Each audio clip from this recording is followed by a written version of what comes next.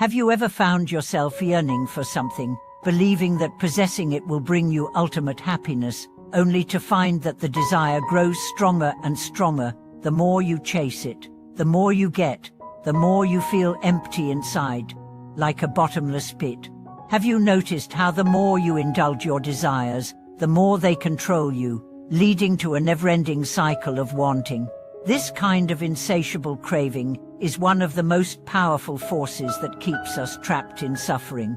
But what if there was a way to free yourself from this cycle of endless yearning, a way to cure the deep, nagging itch of desire that consumes your life? Welcome back to our channel. In today's video, we are going to dive into a powerful Buddhist concept: how to deal with the endless desire in our hearts and break free from the cycle of greed. Buddha spoke of desire as a condition that binds us to suffering, and just like the itch of leprosy, that gets worse the more you scratch. The more we feed our desires, the more they grow and control us. Let's explore how Buddhist wisdom can offer us the tools to heal this craving and find peace and contentment in our lives. The nature of desire in Buddhism. In Buddhism, desire is considered one of the three poisons, or the three main causes of suffering, along with aversion and ignorance. These three poisons are the root causes of our attachment to the cycle of birth, death, and rebirth known as samsara. Desire, specifically, is the craving for material possessions, experiences, or even emotional states that we believe will bring us happiness. However, the more we indulge in these desires, the more we become entangled in them, and the less satisfied we feel. Desire is often described in Buddhist teachings as an unquenchable thirst, much like a fire that can never be extinguished once it has started. No matter how much we try to feed it, our desires only grow stronger and more intense, leading us to constantly seek out new sources of satisfaction. Yet, like a fire, our desires never truly bring lasting peace or fulfillment. Instead, they led to more suffering, creating a never-ending cycle of craving, dissatisfaction, and pain. So, how do we escape from this cycle of endless desire? According to Buddhism, the first step is to understand that desire itself is the problem, not the objects of desire. When we recognize that our desires are inherently insatiable and that fulfilling them will never lead to lasting happiness, we can begin to let go of the attachments that keep us trapped in this cycle. The Buddha taught that all things are impermanent. This includes the things we desire. The things we crave, whether it's wealth, status, love, or even material possessions, are fleeting. They come and go, but our desires for them persist, creating the illusion that we are in control of our happiness. In reality, the more we chase after these fleeting pleasures, the more we become enslaved to our own desires. How greed consumes us like leprosy.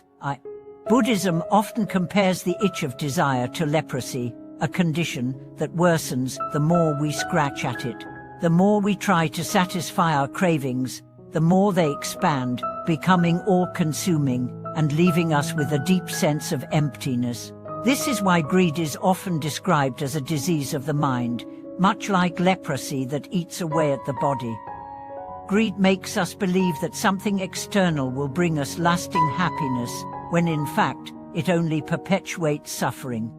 In Buddhist teachings, greed is not just about material wealth or possessions. It can also manifest as greed for approval, status, or even emotional gratification. We want to be loved, admired, and praised, believing that these external validations will make us feel worthy and complete. But just like with material possessions, the more we crave these forms of validation, the more we become dependent on them for our sense of self-worth, and the more we suffer when they are not met. The more we indulge our desires, the more we reinforce our attachment to them. This attachment feeds the cycle of craving, causing us to become more and more entangled in the web of our own desires. It's like scratching an itch that never stops itching. No matter how much we scratch, the discomfort only intensifies. But Buddhism offers us a way to break free from this cycle. The Buddha taught that the path to freedom lies in recognizing the true nature of desire and developing the wisdom to let go of our attachments. By understanding that desire is the root cause of our suffering, we can begin to loosen our grip on it and find peace. The threefold path to curing the itchy of desire. Buddhism provides us with a simple yet profound method to cure the itch of desire and release ourselves from the cycle of greed. This method is known as the threefold path, a set of practices designed to transform our relationship with desire and suffering. These practices are ethical conduct, meditation, and wisdom. Ethical conduct, Sila. The first step in overcoming greed and desire is to cultivate ethical conduct. This involves practicing the 5 precepts, the basic ethical guidelines in Buddhism that encourage us to refrain from harming others, stealing, lying, engaging in harmful sexual behavior, and consuming intoxicants. By following these precepts, we begin to cultivate a sense of self-restraint and develop a mind that is not constantly chasing after instant gratification. When we commit to ethical conduct, we begin to shift our focus away from selfish desires and towards the well-being of others. This is a key aspect of overcoming greed. Instead of being driven by self-centered desires, we learn to act with compassion and consideration for the world around us. Meditation Samadhi. The second step is to develop a meditation practice that allows us to observe and understand our desires without acting on them. Meditation helps us gain insight into the nature of our cravings, showing us that they are fleeting and impermanent. Through mindfulness meditation, we learn to observe our thoughts and emotions without attachment or judgment. This practice enables us to create space between the stimulus, our desires, and our response, our actions. By cultivating mindfulness, we can break the habitual patterns of reacting to our desires and start responding to them with awareness and wisdom. Over time, this helps reduce the intensity of our cravings, allowing us to let go of our attachment to them. Wisdom Prajna. The final step is to cultivate wisdom, the deep understanding of the true nature of our desires and the impermanence of all things. Wisdom allows us to see through the illusion that fulfilling our desires will bring lasting happiness. We begin to understand that true happiness is not found in the objects of our desire, but in the peace that comes from letting go of our attachments. The Buddha taught that the path to enlightenment is not about suppressing our desires, but about understanding them and seeing them for what they are, temporary and insubstantial. By cultivating wisdom, we can break the cycle of craving and achieve inner peace, healing the endless itchy of desire. In conclusion, the itch of desire can be as consuming as the itch of leprosy, constantly driving us to chase after fleeting pleasures and material gains. But the Buddha's teachings offer us a way out of this endless cycle.